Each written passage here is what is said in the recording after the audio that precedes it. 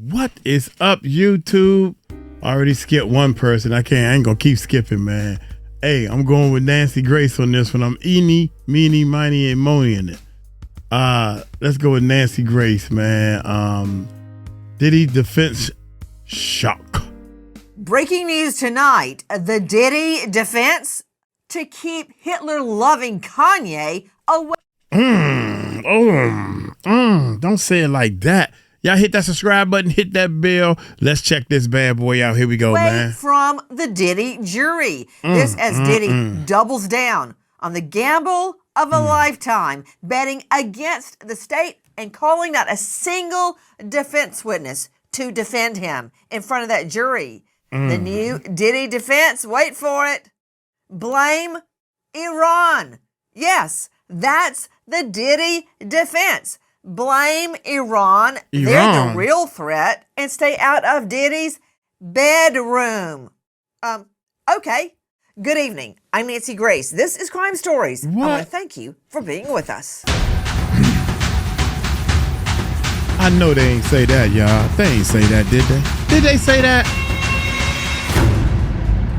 Joining us live at the courthouse, Tissa Tails, investigator and star of Tissa Tails on YouTube. She's been in the courtroom from the get-go, along with our Sydney Sumner, Crime Stories investigative reporter. Tissa, what a day in the courtroom. Is it true Sean Combs has decided, in his wisdom, not to call a single defense witness? Not only has he decided not to call a single defense witness, he is now saying that his day of defense will be him literally reading, his attorneys reading text messages half-heartedly. This has been the ultimate bait and switch. They promised us 4 weeks, shows and ponies, probably goats running around the courtroom, anything to distract. And in less than a couple of weeks, interestingly enough, after juror 6 got kicked off, now they don't even want to call anybody to the stand. Not one accountant, not one employee, not one anything. Very interesting timing. Straight out to Eric Faddis joining us, veteran trial lawyer, TV legal analyst, founding partner Varner Faddis, elite legal, former felony prosecutor. Faddis, that is a big gamble. Now, I said on day one, I think you fought with me about this, that the defense always claims, we're going to have 4 weeks of testimony. It's going to be grueling. Then suddenly it's 2 weeks. Now it's 2 days. And in the last hours, it's nothing. They're putting up nothing. That's a very big gamble. It's a gamble of a lifetime for Sean Combs. It's a bold move for sure. I mean, I think that a lot of people were expecting kind of a counter narrative from the defense in this case. It sounds like we're pretty much not going to hear that.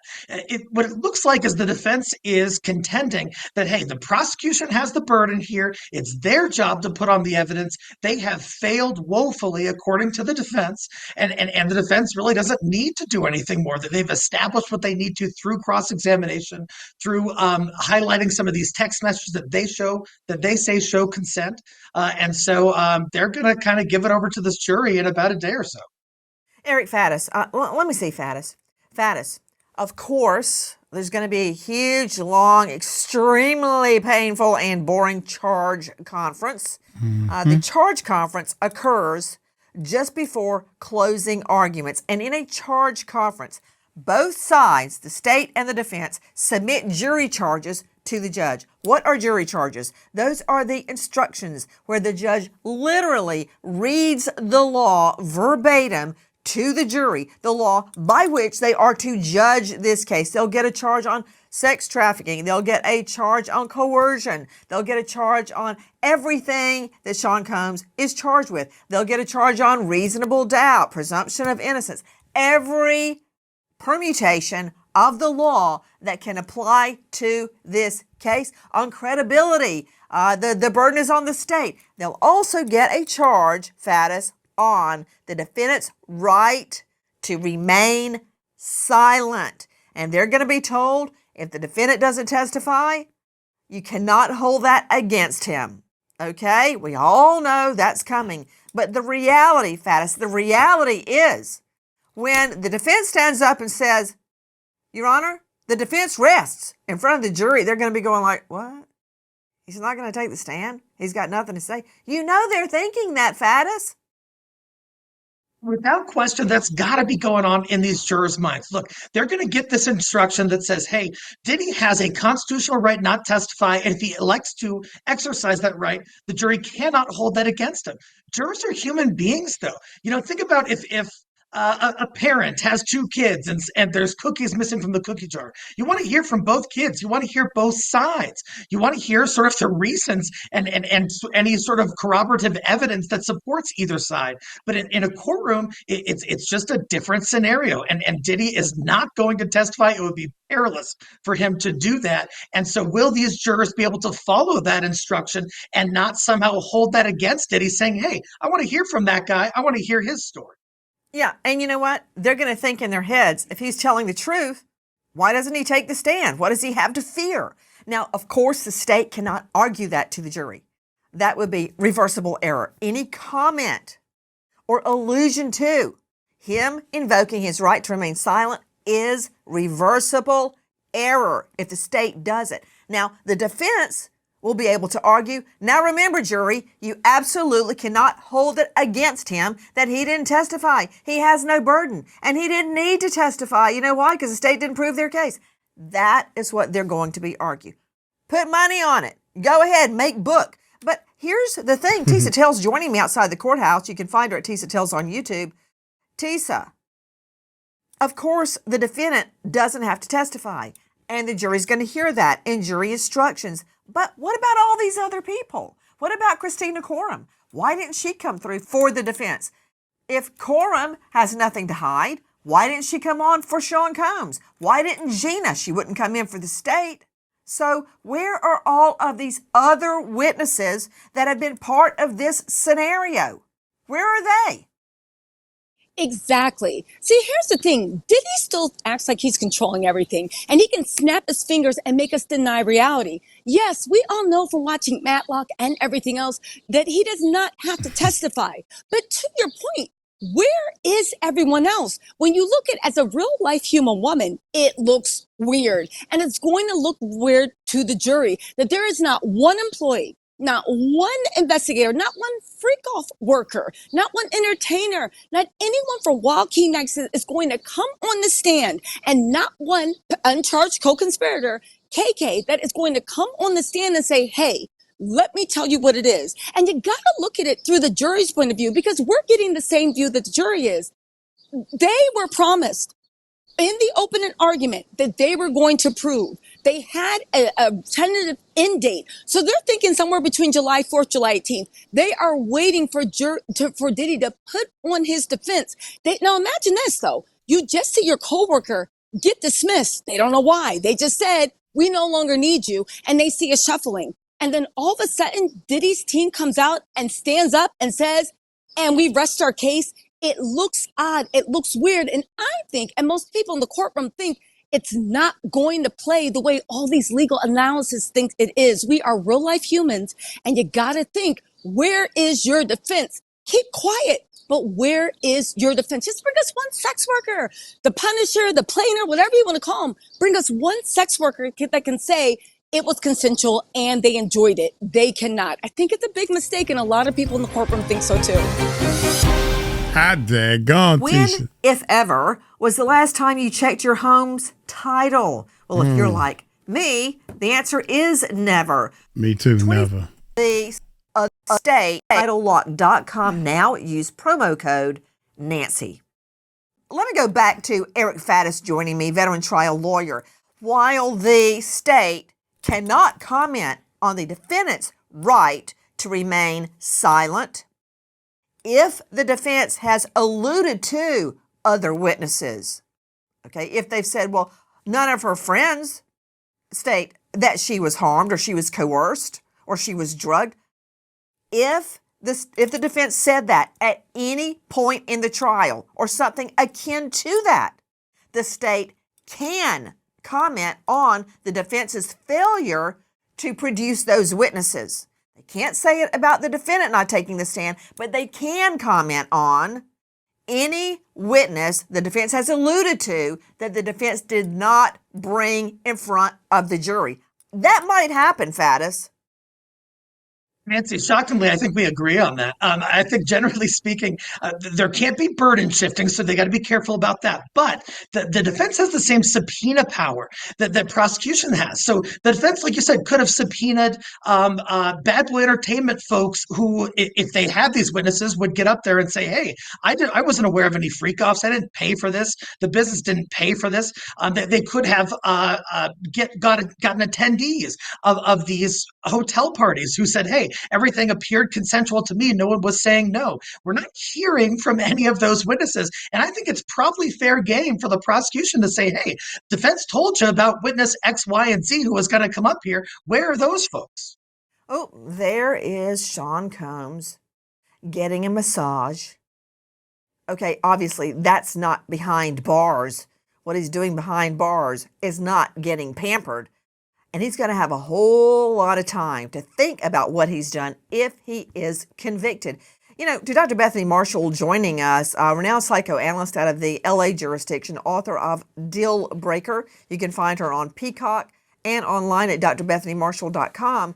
I know, I get it, that the jury is going to be told, and it's going to be hammered in the defense closing argument, that Sean Combs did not have to take the stand, and there was no need for him to take the stand because the state failed in proving its case. That's going to be the argument. But you want to tell me, Bethany, you know people better than anybody. They're not going to talk about why didn't he take the stand? And then somebody in the jury deliberation room is going to go, "You can't talk about that. You can't think about it." And the other one will say, "Yeah, okay, you're right. Let's not talk about the fact that he didn't take the stand." He didn't take the stand. Not only that, Nancy, in a way, he has taken the stand. Not personally, he invoked his right to remain silent, but those jurors have heard P. Diddy's voice. They have heard, "You're my crack pipe." They have heard, "Where are you?" They have seen the text. They have heard the text written out loud. So unless he comes in with a better, kinder, gentler voice, that is what they were left with. You know, there was one interaction that just came out where he called Cowboys for Angels and they said, "You know, you owe us another $600. And he said, "Well, the guy didn't even perform." And then she said, "Well, they're not there to perform, the worker for Cowboys for Angels. They're there to, you're paying for their time, not their erection," basically is what she was saying. And then he steps in and says, "Okay, be nice."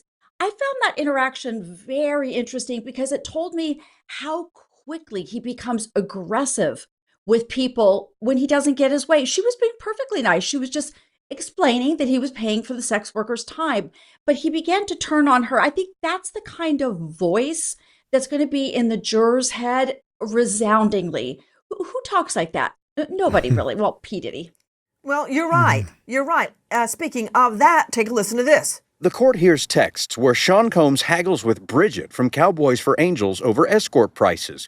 Bridget informs Combs that he still has an outstanding $600 balance, to which Combs replies, "LOL, he couldn't even perform." Bridget reminds Combs he's paying for the man's time, and Combs retorts that she should talk nice to him since he's a longtime customer. In another exchange, Combs tells Bridget to stop raising my rate because he is a long-timer. Bridget says it isn't up to her, but the escort, adding that the best guys have high rates.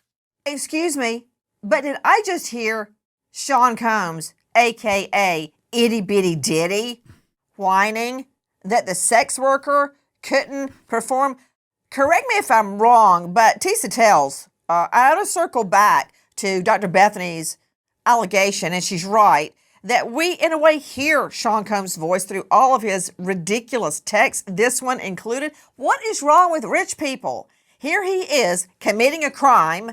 He is ordering up a sex worker like he's ordering a pepperoni pizza from Papa John's. Okay, he's ordering up a sex worker, and he's whining about how much they're charging him for a male sex worker. And catch this, he even has an unpaid balance.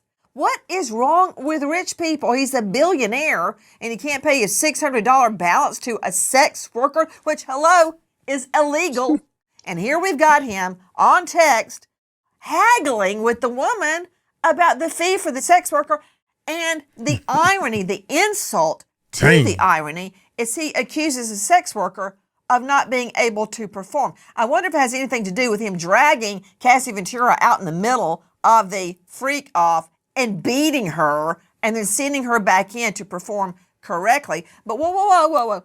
Itty bitty Diddy, the one sitting over there butt naked, wearing a burqa over his face, talking on the phone and trying to masturbate. He says the sex worker can't perform? Did I just hear that? You just heard that, and that was one of the most shocking things we heard in court. When you talk about these billionaires, I literally said I thought being part of a billionaire's depraved harem had some perks. He started the conversation off by accusing them of raising rates. She literally had to screenshot a picture of the rates to let her know I'm trying to be even. And even after that, he then tried to short 600. We heard about these sex workers being flown on Spirit Airlines. Are you insane? Spirit Airlines paying for their own Ubers. This man was beyond cheap. Wait. Put her up. Tissa Tails. Why are you acting like God. Spirit Airlines is... Because, I mean, I've flown on Spirit Airlines before. They tried to charge me for a cup, not a bottle, a cup of water. I swear I wonder if I had to pay to go to the bathroom, and I decided I would just hold it. I can't remember if you had to pay to go to the bathroom. So, Tissa, you mentioned seemingly outraged that he flew these sex workers on Spirit Airlines, but the other irony, is that he has a $60 million private jet that he is renting out for tens of thousands of dollars per flight, and the guests have no idea they need one of these before they sit down on Diddy's jet, because there's no way he can resist being a member of the Mile High Club. That's not going to happen. And he's bringing in, I think, since he was arrested, over $4 million revenue from renting out, oh, there you go, his private jet. So what were you saying about flying everyone on Spirit? The fact that he flew them on Spirit, the most low budget, they were in charge of their own taxis, in charge of their own Ubers. They literally were paying money out of their pockets for the presence of being with them. And get this, he actually had a running tab that they would have to chase after him afterwards, begging for reimbursement of any type, even services. Again, it was shocking that a billionaire, but when it comes down to it, there is something about a cosmic justice that his own cheapness of not handling this directly is the reason why the feds have this little breadcrumb trail of who did what, because the receipts and the reimbursements.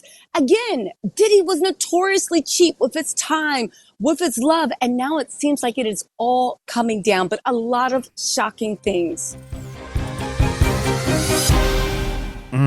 Please join us on our mission to find missing people, especially children, to solve unsolved homicides. If you're on the go, catch us on your favorite podcast app where you can get all of our content where we, in our own way, seek justice. Welcome back. We are live at the Monahan Federal Courthouse as we are learning it's real. Sean Combs not taking the stand and bringing not a single witness in his defense. But I think there's one person that's willing to testify for Sean Combs. Recent reports indicate that Christian Combs is working on new music with rapper Kanye West, but for Sean Combs' sake, hopefully the projects are not for Ye's upcoming album, Cuck. The rapper released the album's featured single, Hail Hitler, which includes a long sample of a Hitler speech, just for every music platform to immediately take it down. Tissa Tails joining me at the Monahan Federal Courthouse. That's one person that would be willing to testify for Sean Combs. Kanye, and he's got time. He's not going to sing his Hitler song until July. Kanye was to testify, but like with everything else that he said, it didn't come to fruition. And let me tell you, they actually put him on the witness list. They actually even put him on the family list to come sit in court. Again, this underlies the fact that the defense did not know that they were not going to put any witnesses on till the last minute. And Nancy, I hear you. You might be able to explain away the whole Fifth Amendment. But the one thing I think that the normal person would say when you are being faced with sex trafficking and going to jail for the rest of your life, the fact that you cannot bring one person either Kanye's crazy self. You cannot bring one friend to Cassie. You cannot even bring one sex worker. How powerful to have the sex worker that was in the room when Cassie was dragged back to get on the stand and say, hey, look, it only sends one message to the jury. You can't mount a defense because there is nobody that is willing to stand up against penalty of perjury and speak one good word about you. Again, I get what the legal eagles are saying, and Nancy, you have a good point, but I'm certain this is not going to play well to the jury. And like you said, the jury is going to be shocked when they sit there. Not even Kanye, who said he was ready and willing to testify and do what he could to protect Diddy, is willing to. The defense even thinks that's a bad idea. Again, they are running scared. Within an hour of West's Super Bowl ad airing on TV, the only item available in his shop is a $20 short-sleeve white T-shirt with a swastika on it. The shirt is named HHO1. Many believe the letters stand for Heil Hitler. Critics and fans alike are absolutely horrified. Shopify, the site's host, suspends Yeezy's account within 24 hours. The site now reading, this shop is not available. That's just what you don't want as a Hitler-loving wackadoodle like Kanye, or maybe he'll even bring his naked wife, Bianca Censori, in. I mean, here's his idea of a good idea, Tissa Tails. I spent like all the money for the commercial on these new teeth. Once again, I had to shoot it on the iPhone. Go to Yeezy.com. So, Tissa Tails, by the way, that's from the official Yeezy page. Kanye's still threatening to come into the courtroom like a stink bomb and sit behind Sean Combs during closing arguments, or at some point he was all angry he couldn't be put into the regular courtroom and had to sit in overflow a few days ago. But I imagine he's going to make up for all that with a grand entrance. Any sign of Kanye? There is zero sign, zero security. Listen, with friends like Kanye, you don't need enemies. And he's welcome to come. Because unlike weeks before, Diddy's side is empty. Mama Combs hasn't even shown up yet. So there is plenty of space. Again, I'm not much for conspiracies, but you have to wonder, is Kanye even on Diddy's side? And if this is the best and the brightest that you can get to stand there and help rebuild your integrity to the jury, yeah, I see why Diddy is not even having one witness testify. If this is the only person he can get. Tissa Tails, in the last hours, more photographic exhibits by the state have been entered before the jury. Let's take a look at them and you can tell us exactly the significance of the photos. Tissa Tails, here we have Sean Combs at the beach.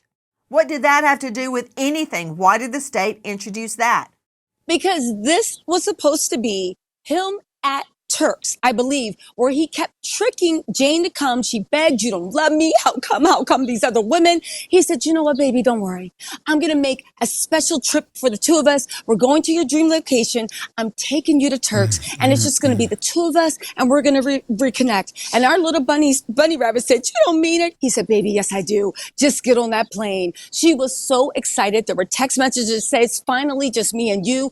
It was supposed to be a romantic night. What is the significance of this? Because they also showed the text messages that in the background, he was coordinating with their favorite little sex worker to actually show up unbeknownst to Jane and ambush her once he had taken all those narcotics and was loosey-goosey. And that is how he, by fraud, got her to do a freak off. And they're showing in the days that, yes, you were at Turks. Yes, you transported those prostitutes, not over state lines, but even over international. And this is another thing of how they have Diddy. It seems like dead to rights. So dead to rights, again, keep beating a dead horse, but so dead to rights that not one person will come and sit on that stand to defend his antics. Speaking of that ill-fated trip to Turks, and I'm trying to remember if this is the one, Lynn Shaw joining me, founder, executive director, Lynn's Warriors, committed to ending sex trafficking and sex exploitation of women and girls. Do you remember the beach trip where two of the alleged victims paddleboard into a storm, rather than come back to the shore because they could see Sean Combs pacing back and forth on the shore like a tiger, right? And now we see those photos, Lenshaw, of him chillaxing on the beach. But we know what happened after that. The women were so afraid that Chillaxing. two of them chose to paddleboard into a tropical storm rather than come back with him waiting on the shore. Yeah. Triple D, Dirty Diddy Degenerate. Now we learn nickel and dime in it. We have to add to the list of his names. Listen, this is force, fraud, coercion equals sexual servitude. Women that would rather be out in the ocean in a storm than come and save their lives. Women running away. We see Cassie, without her shoes on, running in a hallway. I pray, I have a dream all the time that he does take the stand, because that would be the end of this dirty Diddy and the end of talking about him. But you know what? Here's what's happening, in my opinion. I think this is the best thing that's happening, because you know what? We don't have to see his face, but let's get back to, who does want to see his face? Because I get a lot of messages, a lot of victims, survivors, not even of Diddy's, that have been sexually exploited. They want to know, why isn't he taking the stand? They want to know, where is anybody to stand up for him? Because there is nobody, they tell me, to stand up for him. So you know what? This guy, if this isn't a case of sex trafficking over state lines, international, I don't know what is, because this is a clear definition, let me repeat myself, of sexual servitude, fraudulent ways to get people to attend parties or to come, the little bunny, as Tissa calls her, on this romantic trip. He used fraud. So he is going down. And you know what? He is going down, and we will all be standing there waiting and clapping our hands. Welcome back. We are live at the Monahan Federal Courthouse, where the end of the trial seemingly is in sight. But first of all, we've got our mitts on some of the official documents and photos, exhibits entered into evidence by the state. Let's take a look at what we obtained. Here you see Sean Combs getting yet another beauty treatment. Okay. The jury is drinking this in, and now we've got a video the jury has just gotten. Let's take a look at that.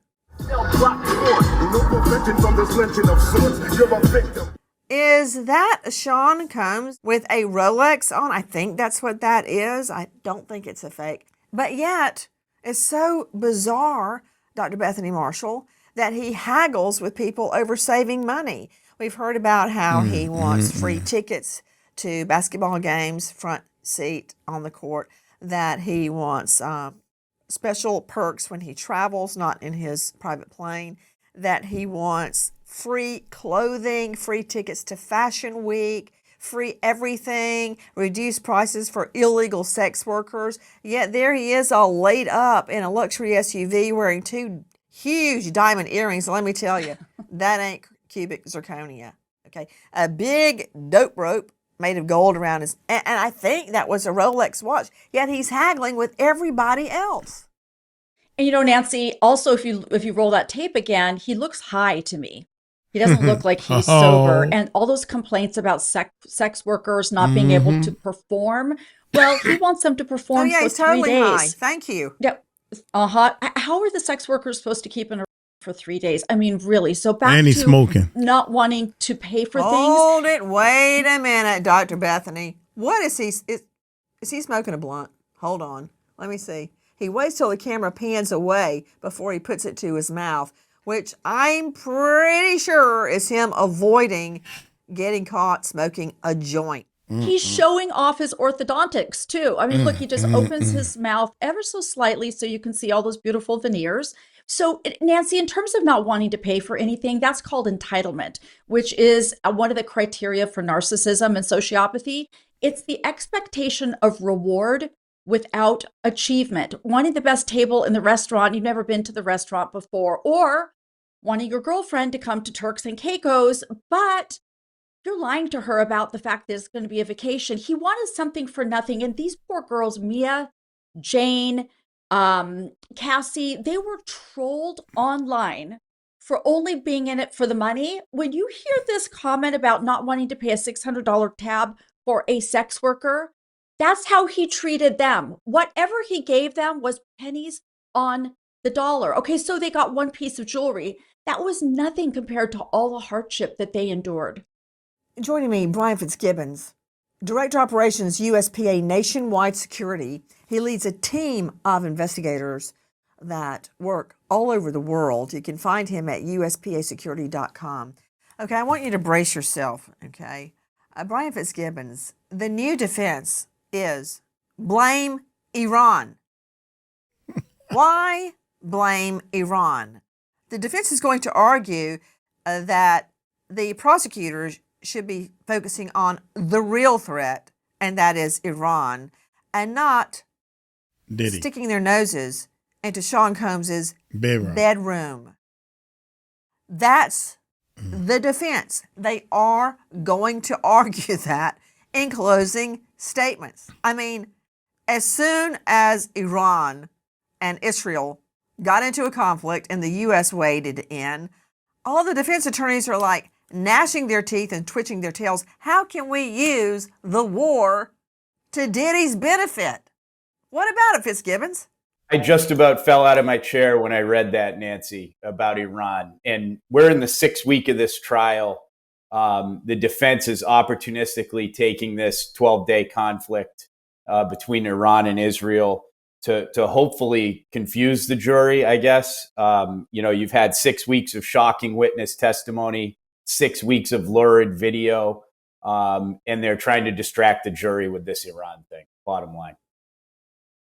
You know what's interesting? So many things are interesting, Brian Fitzgibbons, and I'm not blaming the lawyers, the defense lawyers, although you make a choice of what kind of law you want to practice. You don't have to defend guilty people, right? There's a million other things you can do, good things you can do with your law degree. These lawyers are good.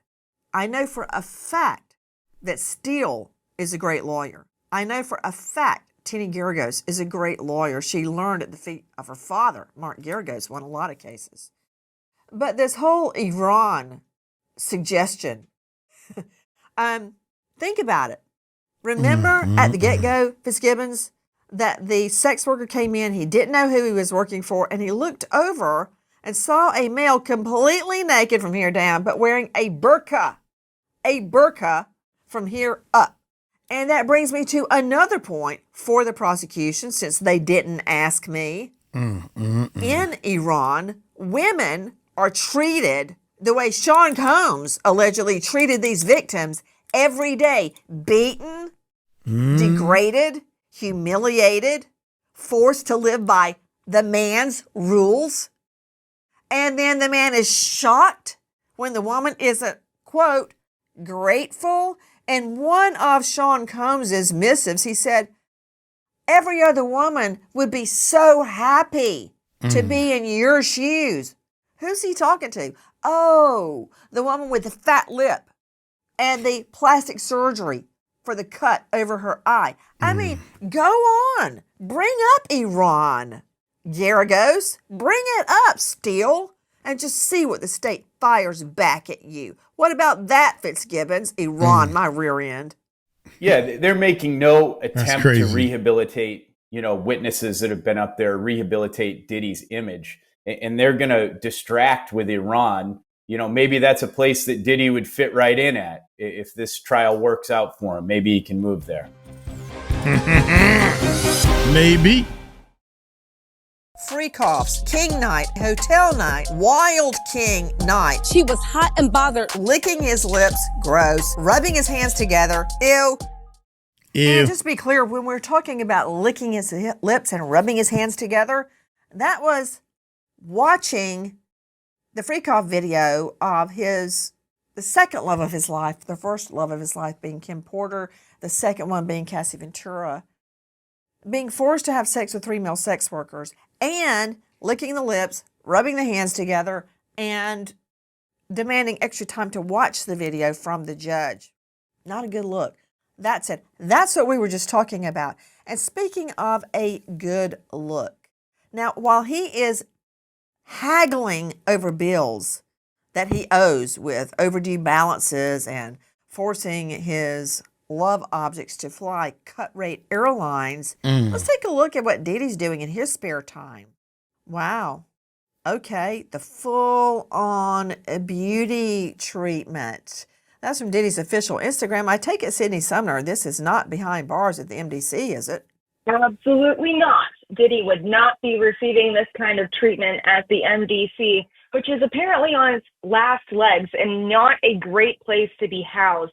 But Nancy, this was back for a birthday, I believe, almost 10 years ago.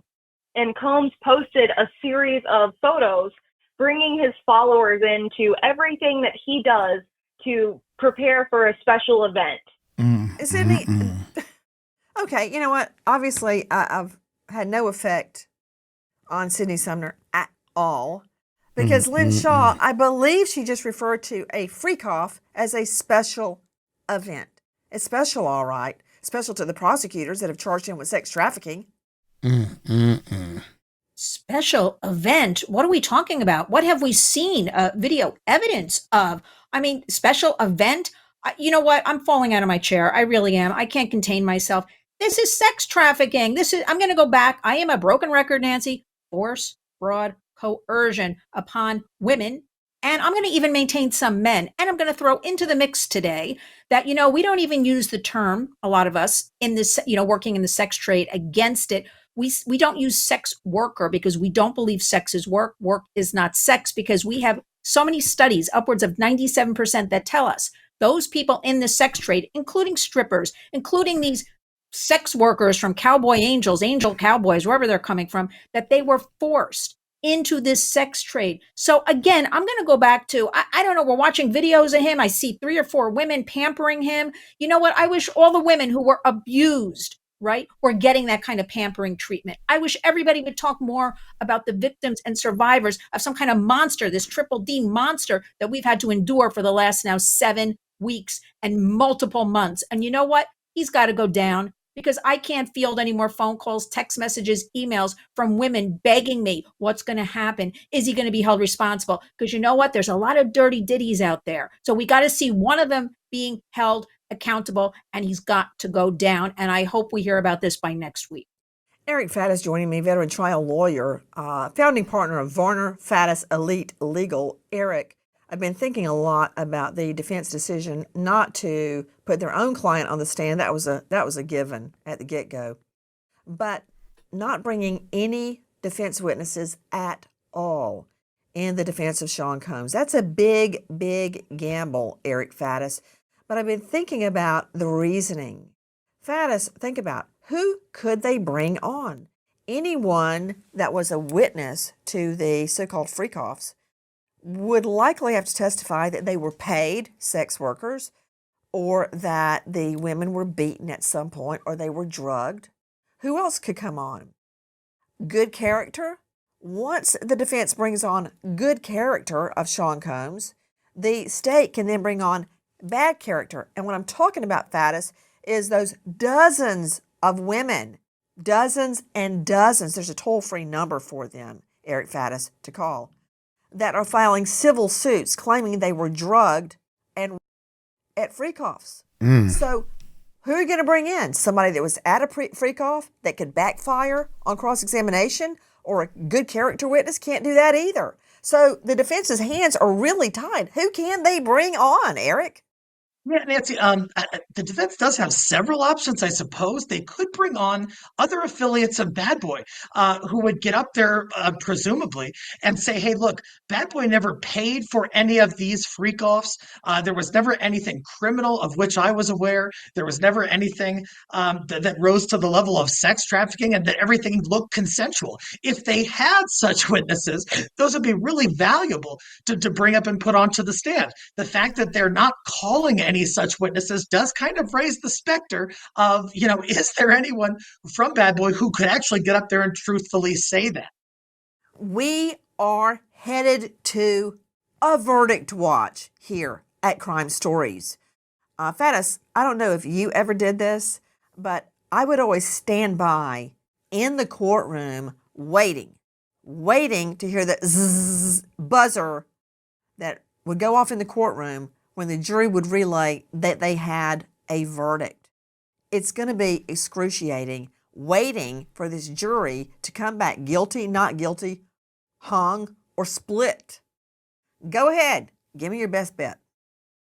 Yeah, Nancy, I mean, I just handled a homicide case and the jury was out for about a day. I was biting my fingernails the whole time. Mine was a complete not guilty.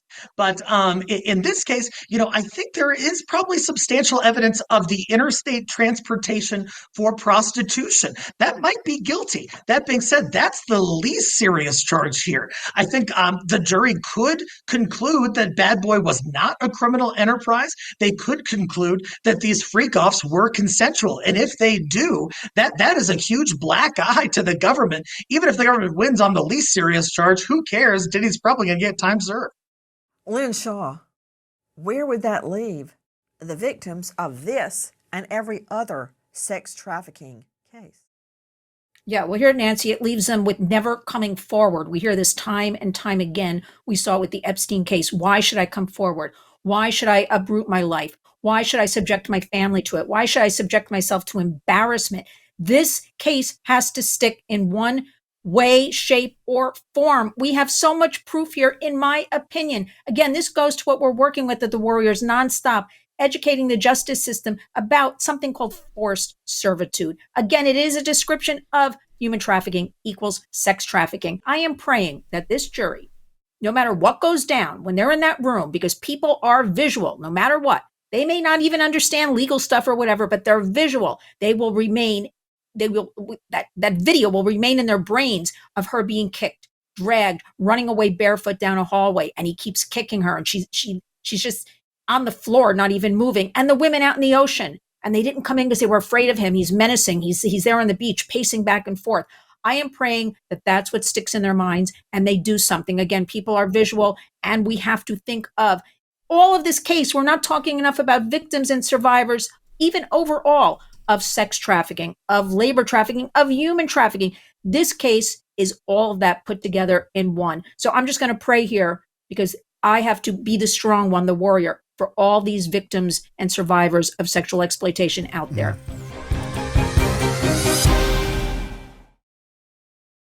As we wait for the verdict watch to commence, we remember an American hero, Deputy Sheriff Bradley Reckling, Oakland County Sheriff's, just 30 years old, shot dead in the line of duty, served 9 years, and leaves behind his wife, Jacqueline, and their 4 little children. American hero, Deputy Sheriff Bradley Reckling. Thank you to our guests for being with us, but especially... Yeah, thank you, man. Golly. I think Diddy lawyers done gave up. They preparing for they other cases and stuff, man. Oh, Diddy going to jail, man. I can feel it. I can tell him. I can feel it in my bones. Diddy going to jail, y'all. Y'all hit that subscribe button. Hit that bell. Y'all take it light, take it slow. Tell them Uncle Mike told you so. Peace out.